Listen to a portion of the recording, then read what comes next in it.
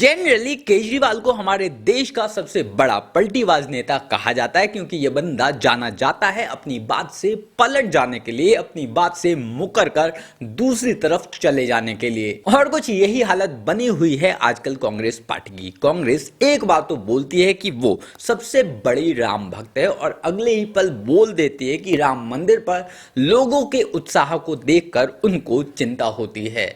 कांग्रेस एक बात तो बोलती है कि भाजपा हिंदू मुस्लिम करती है, धर्म की राजनीति करती है और अगले ही पल बोलने लगती है कि राम मंदिर का दरवाजा सबसे पहले राजीव गांधी यानी कि कांग्रेस ने ही खुलवाया था। हिंदुस्तान के लोगों को पता होना चाहिए कि राम मंदिर का पहला काम कांग्रेस पार्टी ने किया था दरवाजा खोलने का, और पूजा करने का भी काम पहला कांग्रेस पार्टी ने किया था पीवी नरसिम्हा राव के टेन्योर में। दरअसल राम मंदिर का दरवाजा खुलवाया भले ही राजीव गांधी ने था, पर प्योर पॉलिटिक्स के तहत। 1985 में जब शाहबानो अपने पति के खिलाफ केस जीती थी, वो भी ट्रिपल तलाक के खिलाफ, तब मुसलमानों को खुश करने के लिए राजीव गांधी ने संसद में बिल लाकर कोर्ट का फैसला ही पलट दिया था। जी हां, कोर्ट का फैसला पलट दिया गया सिर्फ मुस्लिम तुष्टीकरण के लिए, सिर्फ उन्हें खुश करने के लिए और हिंदू भी खुश हो जाएं, इसके लिए उन्होंने राम मंदिर के ताले खुलवा दिए। पर उसके बाद ये शांत हो गए। 1987 से 1997 तक और फिर 2002 से 2009 तक ना तो इन लोगों ने कभी राम मंदिर की सुध ली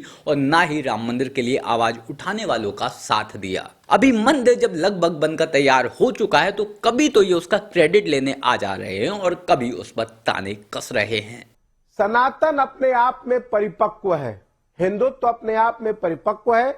मंदिर की स्थापना हो रही है, इस बात के लिए भारतीय जनता पार्टी की सरकार और नरेंद्र मोदी जी को भी बहुत बहुत बधाई। लेकिन एक आवाज हिंदुस्तान का एक एक बच्चा फिर से पूछेगा, मंदिर निर्माण हो गया, हम सब सनातनी शान से हाथ उठाकर बोलेंगे जय सिया राम।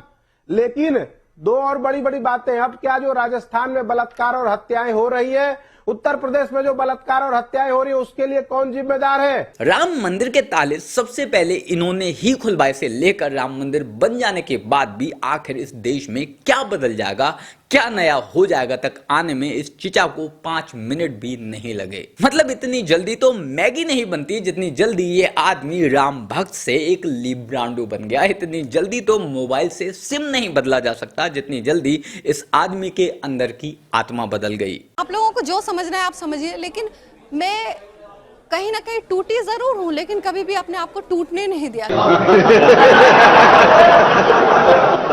आज ये कांग्रेसी जो चाहे बोले, पर राम मंदिर निर्माण से पहले इनका क्या हाल था, इनकी क्या सोच थी, इनकी क्या लैंग्वेज थी, अगर आप सुनेंगे तो आपके होश उड़ जाएंगे। जनवरी 2021 दिग्विजय सिंह उन्होंने कहा राम मंदिर न्यास हिंदू मुसलमानों के बीच विभाजन पैदा कर रहा है। ठीक है, राजा राम एक हैं, सेवा दल के प्रवक्ता हैं।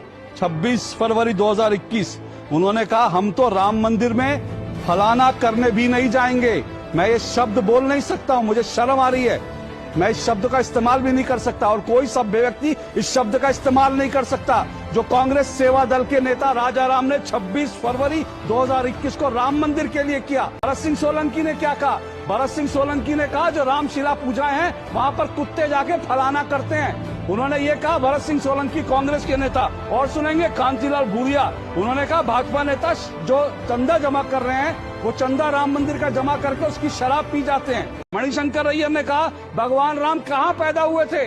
दशरथ के जो उनका महल था उसमें 10,000 कमरे थे। कौन देखने गया था कि भगवान राम इस कमरे में पैदा हुए थे? कहाँ कहाँ पैदा हुए थे, कैसे बताओगे? मणिशंकर अय्यर कांग्रेस के सर, ऐसी बड़ी लंबी फेहरिस्त है। पवन बंसल ने कहा मुझसे चंदा मांगने आए थे राम जन्मभूमि के लिए, निर्माण के लिए, मैं चंदा क्यों दूं? ये कांग्रेस नेताओं के आधिकारिक बयान है। और आज कालनेमी की तरह ये लोग अपना रूप बदले पड़े हैं, कभी राम भक्त बन जाते हैं, कभी सनातनी बन जाते हैं। पर पहले यही लोग राम मंदिर के खिलाफ थे, यही लोग सनातन धर्म के खिलाफ थे। आज इन्हें राम मंदिर की भव्यता से दिक्कत हो रही है, जबकि कल यही लोग राम मंदिर की जगह हॉस्पिटल, कॉलेज, स्कूल और ना जाने क्या क्या बनवाना चाह रहे थे। इसीलिए कांग्रेस आज सत्ता से बाहर है। तो राम से विद्रोह करके भगवान राम के जन्म स्थल पर शौचालय बनाने की बात करने वाले आज सब शौचालय में पड़े हैं। मोदी जी ने सबके लिए शौचालय बना दिए और अब सब शौचालय में पड़े हैं। उनकी स्थिति ये हो गई आज, और ये होनी चाहिए। जो भगवान राम को इस देश में रहकर गाली दे, भगवान राम के जन्म स्थल पर शौचालय बनाने की बात करे, उसकी जगह शौचालय ही होनी चाहिए, दिल्ली की सत्ता नहीं होनी चाहिए। अशोक श्रीवास्तव ने जो नए नाम आज बताए हैं, इनमें से काफी नाम तो मुझे भी नहीं पता थे, जिन्हें आज मैंने पहली बार सुना है और सोच रहा हूं कि आखिर इस हद तक कोई कैसे गिर सकता है। बाकी आप लोग इस बारे में क्या सोचते हैं, कमेंट कर जरूर बताएं। मेरे साथ जुड़ने के लिए, मुझसे बात करने के लिए आइए फेसबुक पर, इंस्टाग्राम पर या फिर ट्विटर पर, लिंक मैंने नीचे डिस्क्रिप्शन बॉक्स में दे दिया। जल्द मिलते हैं किसी नए वीडियो में नए टॉपिक के साथ। तब तक गुड बाय, नमस्कार, जय हिंद।